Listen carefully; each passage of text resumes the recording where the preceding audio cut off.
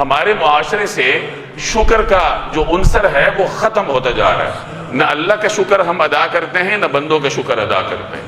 حدیث میں آتا ہے من لم یشکر الناس لم یشکر اللہ. جو آدمی لوگوں کا شکر ادا نہیں کرتا وہ اللہ کا بھی شکر ادا نہیں کرتا.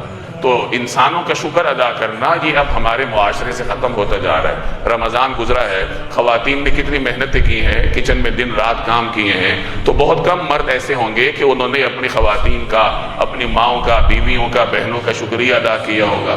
اسی طریقے سے ہمارے معاشرے میں یہ چیز ہے ہی نہیں کہ ہم کبھی اپنے والد کا شکریہ ادا کر لیں، بڑے بھائی کا شکریہ ادا کر لیں. ہم یہ سمجھتے ہیں کہ یہ تو ہمارا استحقاق ہے اور ہمارا حق ہے. کوئی حق وقت نہیں ہوتا. ہر آدمی خود اپنی خدمت کا اور اپنے کاموں کا ذمہ دار ہوتا ہے. دوسرا آدمی اگر تھوڑی سی بھی آپ کے لیے سہولت پیدا کرتا ہے تو یہ اس کا احسان ہے. حل جزاء الاحسان الا الاحسان. احسان کا بدلہ احسان ہی ہو سکتا ہے.